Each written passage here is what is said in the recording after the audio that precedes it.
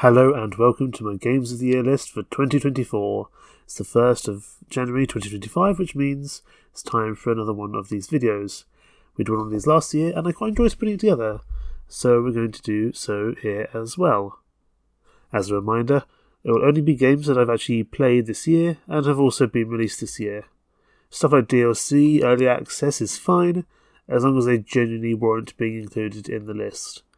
Again, we'll begin with the top 5 list, with a few honourable mentions here and there. So let's get started. First of all, at position 5, we have Manor Lords, a really interesting town builder game set in the medieval period, where you as your lord can go down onto the ground and watch your town grow from a few humble tents to a small house, to a few small houses, to a church, to a manor, and with some excellent total war combat involved as well. And I believe it's all been made by one single person, which I believe is a really honourable thing to do, to come up with a really good game that actually doesn't require a huge development team and can still be very good quality indeed. And I haven't really played as much of this as I would like to. I've only, I think, put in about 3 hours of this, and that was quite some time ago. Might need to do another episode of that on streaming soon. But I think it's very much deserving of a place here, because it's a very good game with some really interesting concepts. It just needs a bit more time, because it's still an early access game, so I don't feel I can give this much higher than 5th position. In at number 4 is Buckshot Roulette, a very simple game at heart, a variant of the Russian roulette game, this with a shotgun. But the added items add a lot more strategy than I first gave the game credit for. I thought it was almost going to be a little bit of a gimmick and not really add that much to the genre. But once the items get added in, you can start to push the odds in your favour a little bit. And, you know, it cost, I think, $2, maybe $1. And I've got a good amount of entertainment out of it. So I think it's deserving of this place at number 4. In at number 3 is Frostpunk 2. A sequel for a game I really loved, Frostpunk 1. Frostpunk 1 was good for so many reasons. The ruthless pragmatism that you had to use when it came to deciding what to do in order to ensure the survivability of your city was excellent, and it really came at a cost. Everything came at a cost, and you really felt like those decisions had consequences, be it positive or negative. And I think that passed over really well to Frostpunk 2 in some ways. I still felt the consequences could be pretty horrendous from your decisions. There were some excellent additions with the political system that was introduced in Frostpunk 2. And the scale from Frostpunk 2 was very interesting indeed. It had some much larger decisions on a much larger scale, where I think the game lost a little bit of its way, which is why it's not higher than position 3 in this list, is due to the scale, because the original Frostpunk had so much charm from the fact that you really felt every death, and you could see people trudging out in the snow in this cold, harsh winter to go collect their boxes, and you felt awful for them.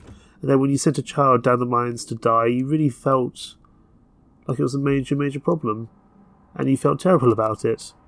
And you still did in Frostpunk 2, but I think there was some sense that because it was a larger scale, you didn't get to see these people trudge out. You didn't feel their deaths as much. It was much worse in Frostpunk 1 when you saw like 2 people died than in Frostpunk 2 when you saw 300 people died. Now objectively that's less people, but I think the people in Frostpunk 1 mattered a lot more, and I think Frostpunk 2 suffered for it a little bit. Still an excellent strategy game though. It comes in at number 3. In at number 2 is Suzerain, specifically the Kingdom of Rizia DLC, which was released this year, and it was pretty much a vast improvement, I think, on the original Suzerain. It was a whole new campaign, a whole new set of characters and stories, which is where Suzerain really shines. There were also additional strategic options with the royal decrees that you could make as king, and also the military manoeuvring you could do with your troops.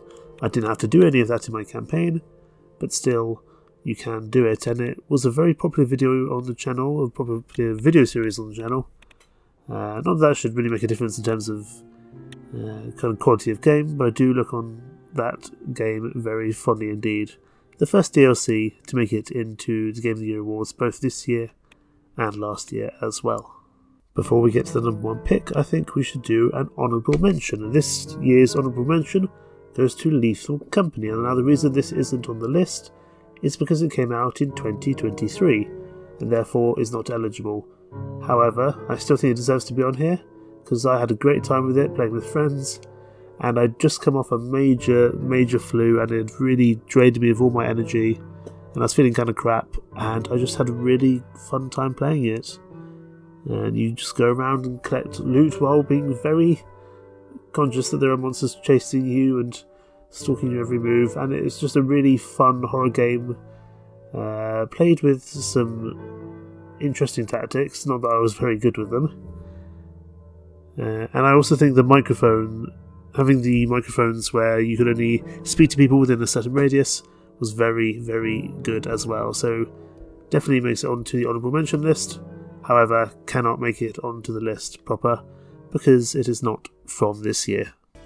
And in first place is Balatro. Now, I imagine Balatro will be on a lot of people's lists, including game critics and kind of all the important people in the video game industry.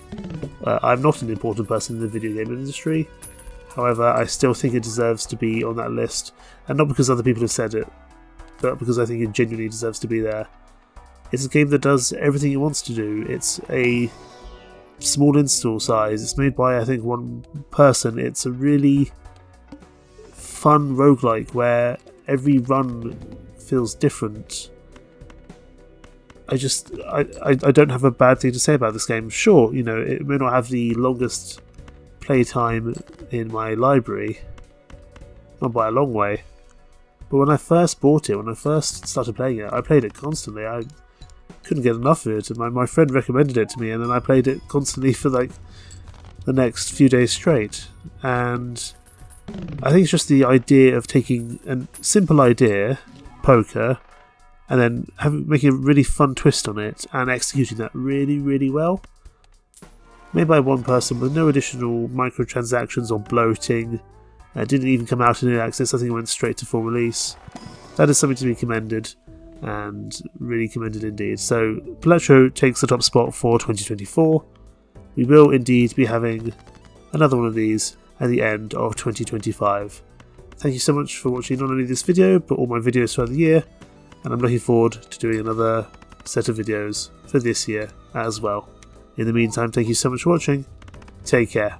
Bye bye.